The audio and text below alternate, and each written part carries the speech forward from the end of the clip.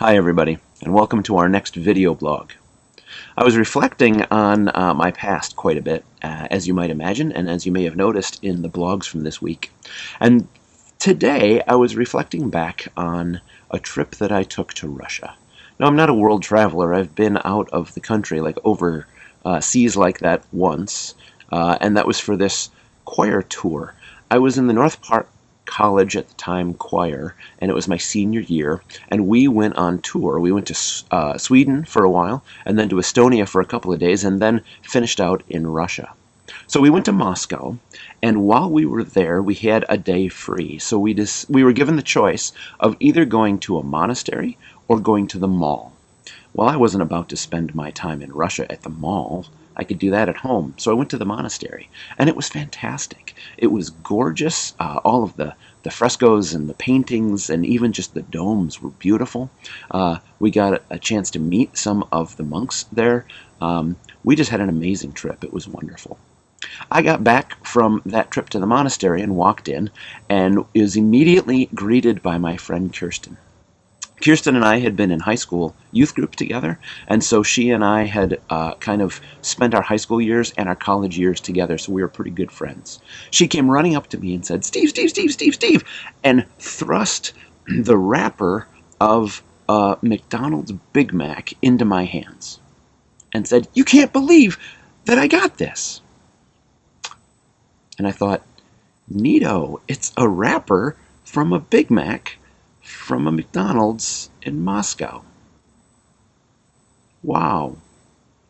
But lo and behold, little did I know, it was actually a pretty amazing thing, because when I flipped the wrapper over, there was a note written on the back. It said something like, "I can't believe that we ran into each other in Moscow. It's great to see Kirsten. Wish I could have seen you. I'll contact you when we get back to the States. Signed, Steve." Steve Gibbons was one of my best friends from kindergarten all the way up through high school. We were in shows together, we were in schools together, we hung out together, went to each other's houses together, had sleepovers all the time. Steve and I were pretty close friends. And Steve Gibbons had been sitting in a McDonald's in Moscow when he saw Kirsten walk across the aisle. He grabbed her and talked to her because the two of them knew each other pretty well as well, and they had this conversation. It was incredible to be overseas, thousands of miles from home, and run into someone as familiar as Steve. Got me thinking about familiarity. I think familiarity is a really important idea because all of us are drawn to the familiar. You ever think about that? One comment that we're hearing about our worship services that we're streaming online again and again and again, I heard it twice this morning just in talking to people, is it is so nice that you're doing it at church as opposed to from your basement or wherever else, because it feels like we're all there just like usual. The music is the same, and the order of worship is the same, and the altar area is the same, and that is wonderful. It gives us a sense of regularity, consistency, familiarity. We are all drawn to the familiar. And the familiar is a really important piece of our lives. Think about a life where nothing was familiar. That's a kind of a scary thing. Familiar is important because familiar brings us a sense of comfort. It brings us a sense of control. It brings us a sense of peace. And it brings us a sense of security that we need in our lives. But in order for something to be familiar, it's got to be a regular part of our lives. Things that happen once in a while don't become familiar to us. Church is familiar to us on a Sunday morning watching it on a screen only when it's become a regular part of our life outside of that.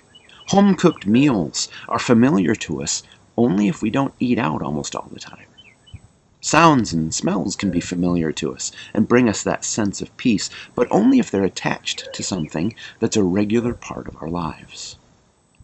We're all drawn to the familiar, and familiar is important. Is Jesus' voice familiar to you? Do you hear it often enough in your life to bring you that sense of comfort and security? That's what the text today is all about. We're taking a look at a short passage out of John's Gospel. It's John 10, verses 1 to 5. I want to read it to you.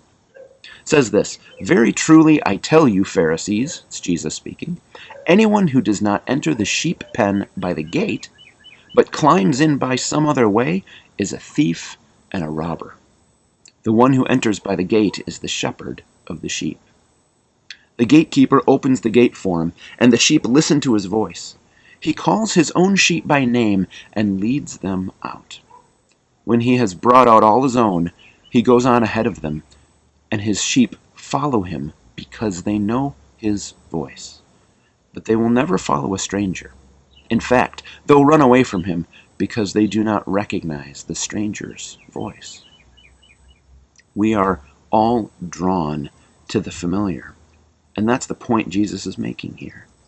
As the Good Shepherd, Jesus leads his flock to safety, to shelter within a sheep pen. But it was common back in those days for multiple shepherds to use the same sheep pen for the night.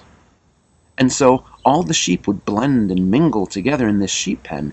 And if you've ever seen sheep, it's not that easy to tell them all apart. So in the morning when it was time to go, one shepherd would stand outside the sheep pen and call to his sheep, plain and simple. And the sheep were so familiar with the voice of their shepherd that they would walk out of the sheep pen. But those that weren't familiar with that shepherd would stay in the sheep pen. And this way the flocks would get separated once again for the day's journey to find food. It's fascinating to me how this worked and how Jesus could use this as an illustration, as a model for us listening to his voice. The shepherd's voice for his sheep is a voice that meant comfort and control. It meant peace and security. Is Jesus' voice familiar to you?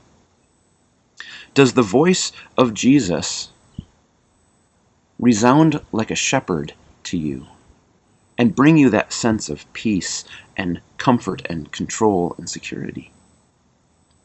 Are you spending time listening for that voice to the point where you recognize it when it comes? I want to encourage you today with something, some kind of an exercise, because we try to do that, right? We try to end with something to do. So I encourage you today to take some time and listen for Jesus' voice. I'm not sure what that'll sound like for you. But Jesus' voice is really important, so if we take time today to listen for his voice, it will become more familiar for us. And then tomorrow, take a little time and listen for Jesus' voice. And again the next day, and the next day, and the next day. Because only through this repetitive piece of listening to Jesus in prayer can we possibly become familiar enough with his voice to recognize it when it comes. So, take some time in prayer. Listen for the voice of your shepherd. And I hope that we can see you on Sunday morning, where we'll have a chance together to sing about, to pray about, to praise our shepherd, Jesus Christ. Join us, won't you?